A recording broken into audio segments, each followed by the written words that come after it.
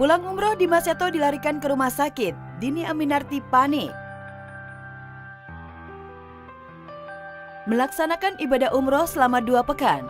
Pulang-pulang, Dimas Seto dilarikan ke IGD sebuah rumah sakit di Jakarta. Hingga sang istri Dini Aminarti memasang mimik wajah tegang. Dimas diperiksa secara intensif oleh dokter jaga. Tampak di kedua tangannya terpasang infus. Diketahui saat itu Dini Aminarti sudah antusias ingin menyambut kedatangan suaminya bersama para istri yang lain alias para sahabatnya yang juga menunggu kepulangan para suami yang juga umroh bersama Dimas. Atau mungkin gara-gara aktivitasnya di Tanah Suci yang padat membuat badan Dimas jadi drop. Dimas memang berangkat umroh hanya dengan para bestinya alias bapak-bapak aja nih. Seperti Tengku Wisnu, Ari Untung, Dude Herlino, dan Rizal Armada. Tanpa mengajak istri tercinta Dini Aminarti. Ibaratnya udah menjadi suatu bagian belahan impang, ya kan? Salah satu sudah semakin ketergantungan sama lain, ya kan? Ada aku, kan aktivitas kita selalu diadakan, selalu dijalankan berdua sih. Kalaupun enggak, itu ada sahabat-sahabat kita yang selalu di sekitar kita, ya tahu juga lah sahabat-sahabat saya siapa aja. Ya udah berputar di sekitar situ. Selain umroh, Dimas juga melakukan napak tilas di berbagai tempat. Wah, apa lantaran nggak ngajak istri ya? Jadi nggak ada yang ngurusin kebutuhan makan dan kebutuhan lain Dimas selama di sana. Dini menuturkan jika pergi bersamanya pasti Dimas sangat bergantung padanya. Aku khawatirnya kalau ada yang tertinggal gitu, karena memang lumayan beberapa kali kalau misalnya pergi nggak sama aku, pasti ada yang ketinggalan. Biasanya perlengkapan mandi lah ketinggalan, ya itu sih, ya yang kecil-kecil biasanya yang tertinggal sih. Tapi untungnya nggak perlu waktu lama Dimas berada di IGD. Karena nggak berselang beberapa waktu, Dimas sudah diperbolehkan untuk pulang setelah jalani perawatan intensif. Bersama Dini, Dimas langsung kunjungi anak-anak asuhnya yang berada di pondok pesantren yang dikelolanya. Dimas pun bawakan oleh-oleh ayam goreng khas Arab Saudi untuk dibagikan pada anak asuhnya. Baik, rasain ayamnya dulu. Nanti umrohnya nyusul, ya. Amin. Minimal dengan melihat Al-Baik bisa menambah rindu kita untuk datang ke Tanah. Ya alhamdulillah kesibukan itu istri selalu mensupport, meskipun kadang-kadang ketemu cuma 3 jam, 4 jam, tapi dengan kayak gitu waktu yang singkat itu kita manfaatkan dengan baik, komunikasi yang baik, saling mensupport satu sama lain.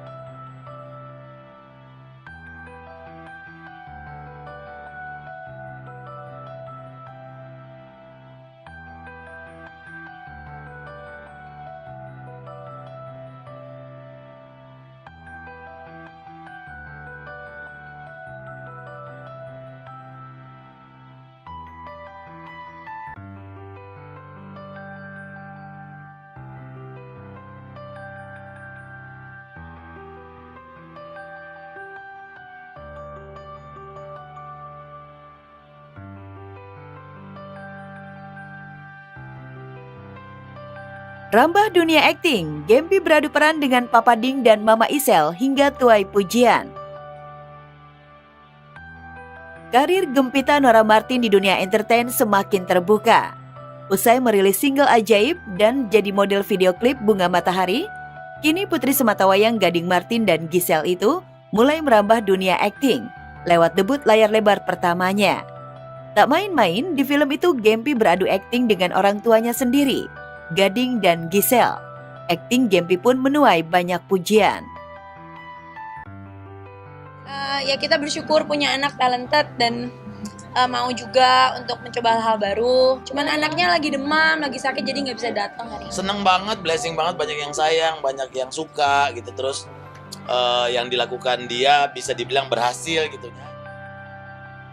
Beradu akting dengan orang tua sendiri tentu sangat memudahkan Gempi. Selain merasa nyaman, Gempi juga mendapat arahan langsung dari Gading dan Giselle.